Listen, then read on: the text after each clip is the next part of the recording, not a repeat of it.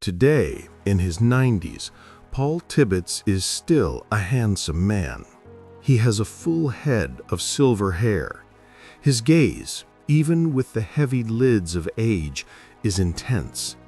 He does look like an old man, but not a 90-year-old man.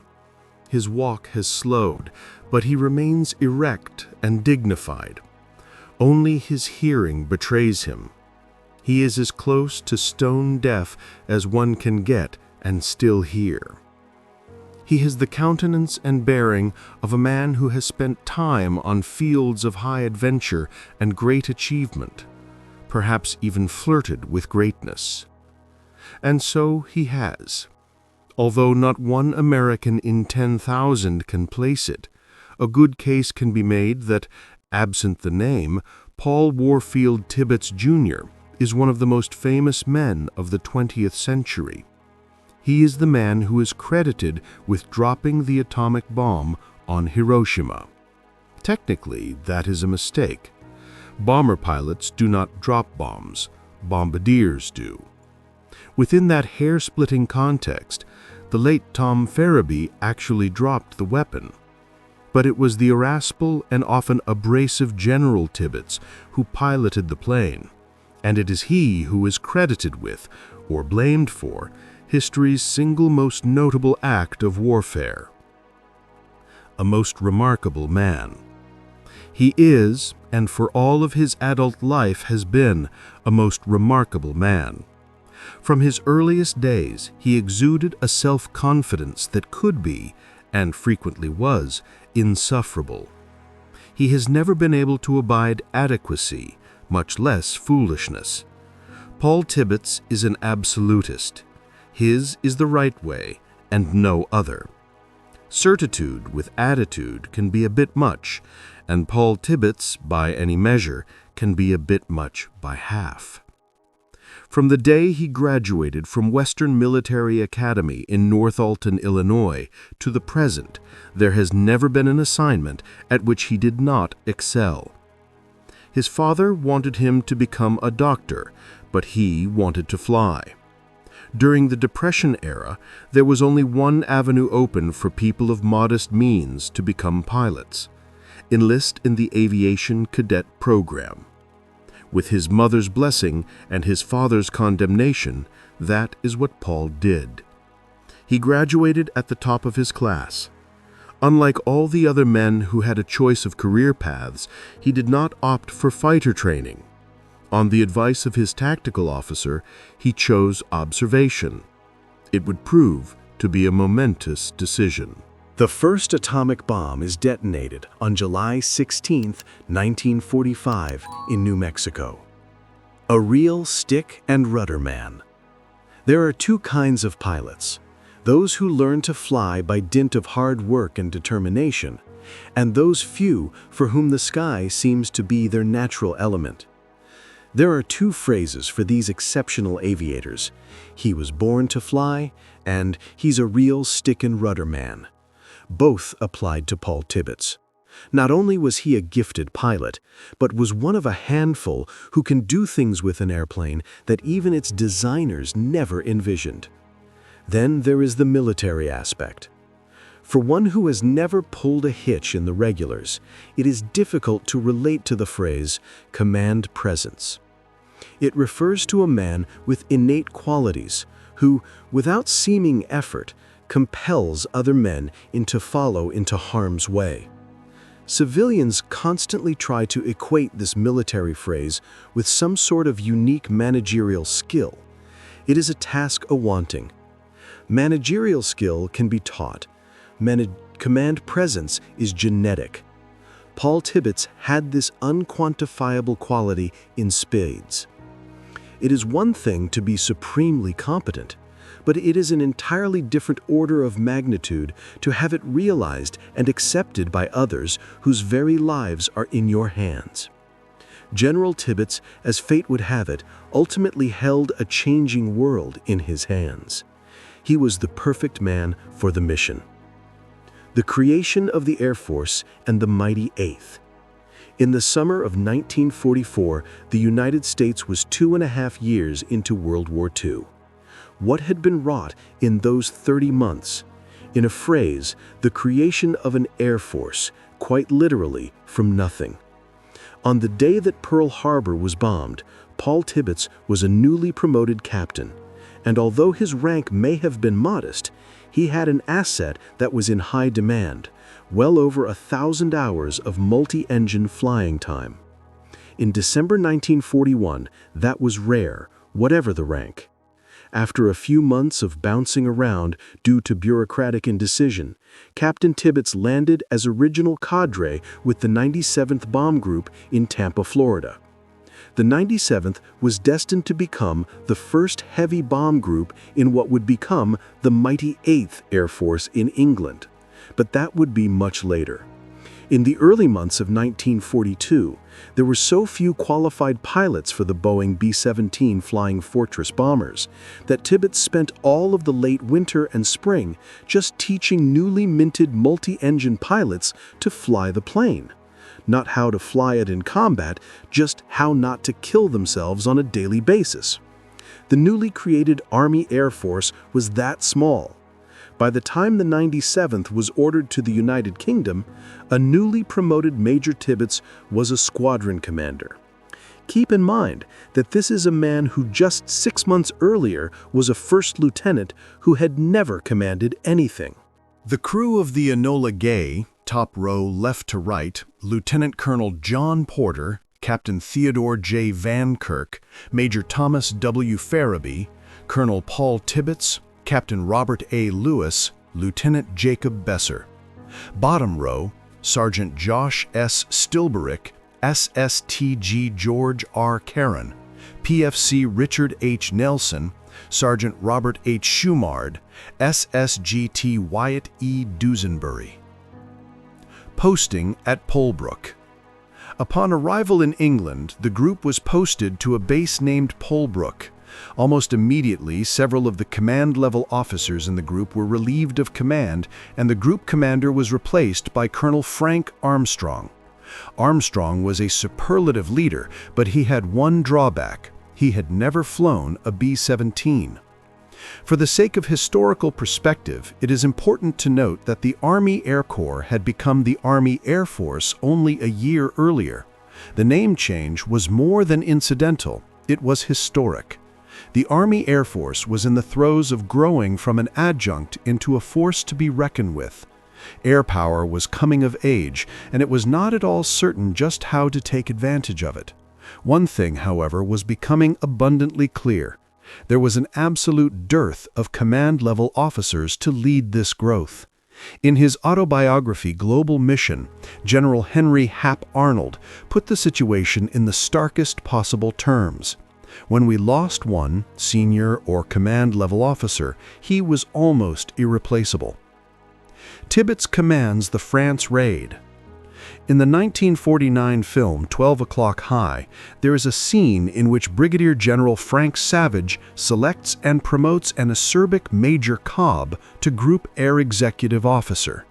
The motion picture is a compilation of events from mid-1942 to February 1943, based loosely on General Frank Armstrong's relationship with the 97th and 306th Bomb Groups. The Major Cobb incident is based on fact, and the real Major Cobb was in truth Paul Tibbets. In July 1942, when Colonel Armstrong took over the 97th, he had to be taught how to fly the B-17. Paul Tibbets was his mentor. When, on August 17 of that year, the 97th flew the first B-17 bombing mission over German-occupied France, it was Armstrong who was credited with leading it. In fact, Colonel Armstrong sat in the co-pilot seat of the lead aircraft. He was not yet left seat qualified. The man in command of the raid was Paul Tibbets. When the 97th Bomb Group was transferred to North Africa as part of Operation Torch, it was Tibbets who was chosen to fly General Mark Clark to Gibraltar for a secret meeting with Vichy French officials. A few weeks later, he was tasked to fly General Dwight Eisenhower to the Rock to command the invasion. When the group was transferred to Biskra, Tunisia in November 1942, it again got a new commander, Colonel Hamp Atkinson. Colonel Atkinson became ill from some malady picked up in the desert, and Lieutenant Colonel Tibbets was, for all practical purposes, the acting commander of the 97th Bomb Group. Only 1 year earlier, Tibbets had been a first lieutenant. Paul W. Tibbets prepares to take off from the island of Tinian en route to Hiroshima and a date with history, on a mission to create a service that could stand on its own. Both Frank Armstrong and Hamp Atkinson were brigadier generals by early 1943. Both stated publicly that they owed their stars in no small measure to Paul Tibbets. As is the usual case, personalities impact individual careers. The career of Paul Tibbets was no different. Lauries Norstad was a man of impeccable credentials, but he had no combat or field command experience. He had a superb reputation as a staff officer, and early in his career, he had hitched his wagon to the star of Hoyt Vandenberg. Both men were reflective of and complementary to the highest ideals of what was at that time a still developing service. Vandenberg was the nephew of the single most powerful Republican senator on the Senate Armed Services Committee. Norstad was his supremely able aide-de-camp. During the war, the Air Corps and Air Force were commanded by General Arnold. He was a man on a mission to create a service that could and would stand on its own. In part, he did it by weeding out, often in brutal fashion, weak commanders.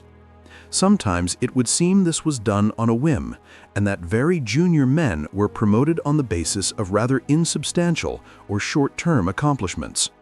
However, Arnold's judgment was uncanny, bringing in Jimmy Doolittle, a stroke of genius.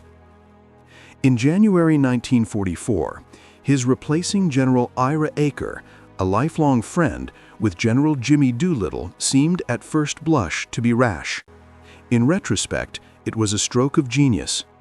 Doolittle had gotten better results with less in the Mediterranean theater, and Eisenhower had confidence in him.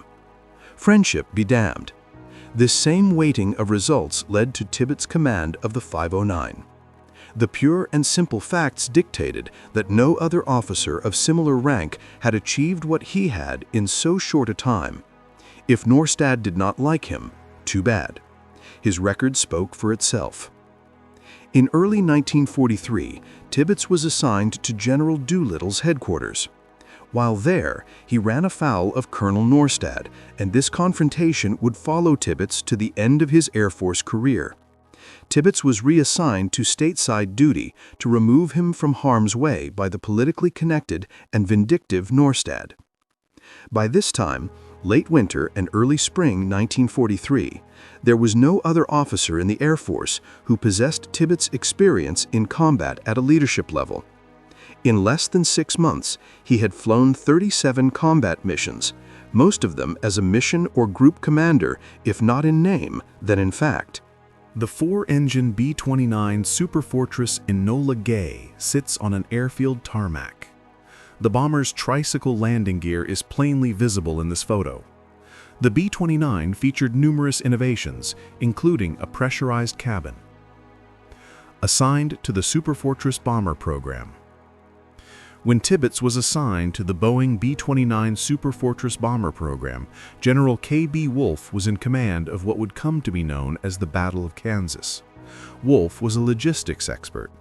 Tibbets became head of the Service Flight Test Program and de facto operations officer. It was he who had to fly and sign off on what was, at best, a troublesome bird and at worst, an underpowered death trap. Throughout the entire program, there was hardly a day when he did not lay his life on the line in the effort to get the B-29 into combat. Tibbets became arguably the single most competent and experienced combat bomber pilot in the U.S. Air Force. By the summer of 1944, he was the most experienced and knowledgeable B-29 pilot alive.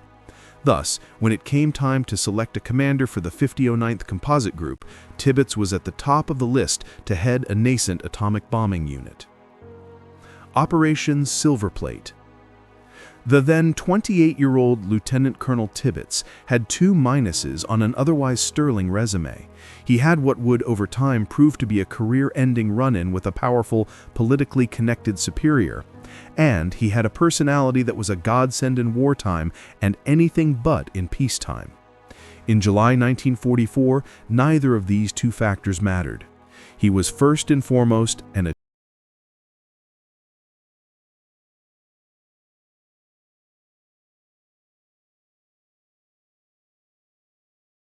since, as an officer of even remotely similar rank, been given either the authority or the responsibility that went with Operation Silverplate.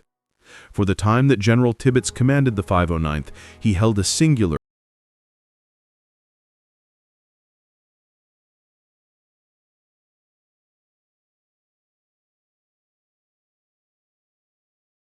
years, Tibbets took on other daunting, if less historic, missions. He headed the B-27 Service Test Program.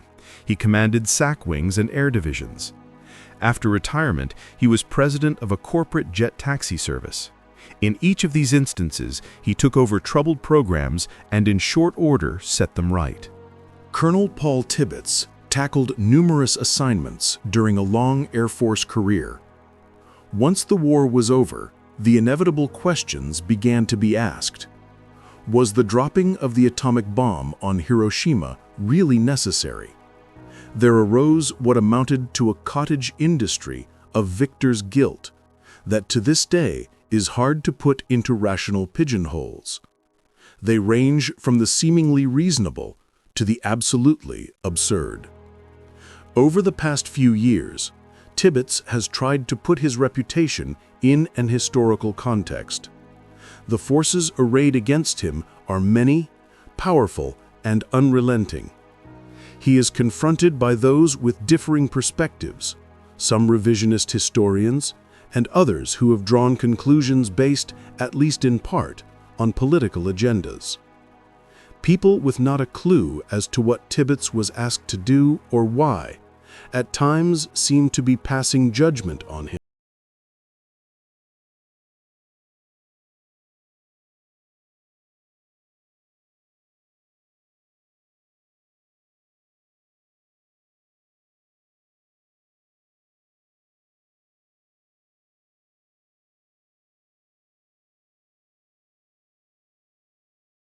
Right place, right time. While an issue is being settled in the most violent and amoral fashion imaginable, war, those who do the settling are glorified. The moment the matter is resolved, some of those not involved in the combat begin to recast the event in moralistic and humanistic terms. The two are historically irreconcilable. War and removed dispassion have a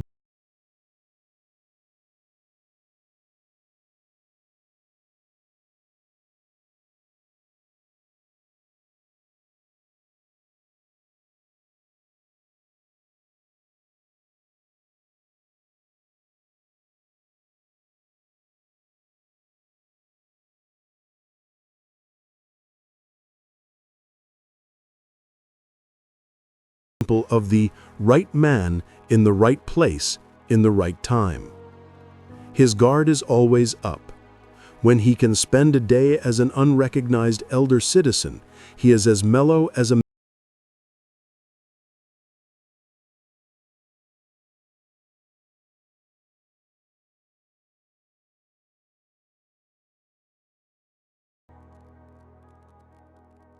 history in perspective. Consider these facts. He is the man who led our first heavy bomber mission over occupied Europe, yet he is bereft of honors. He is the man who led the operational portion of the B-29 service test program, which was quite literally a no-win situation. He is the man who created, trained, and led the 509th Composite Group in the atomic bombing mission. For this, he is reviled by some. He is the man who led the Air Force B-47 service test program in Project WWII in the late 1940s.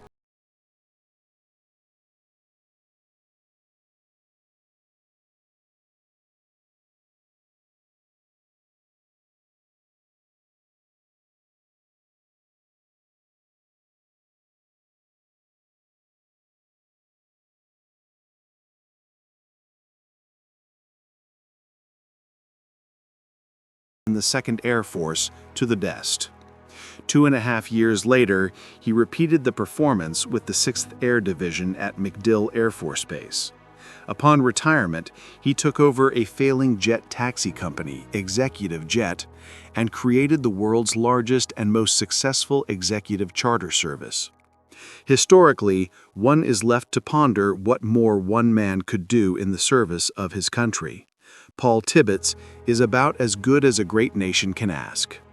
Would that there were more like him. At a time and the place when great resolve and ability were most needed, he stood in the breach. It is not too hyperbolic to say that for a brief moment in time,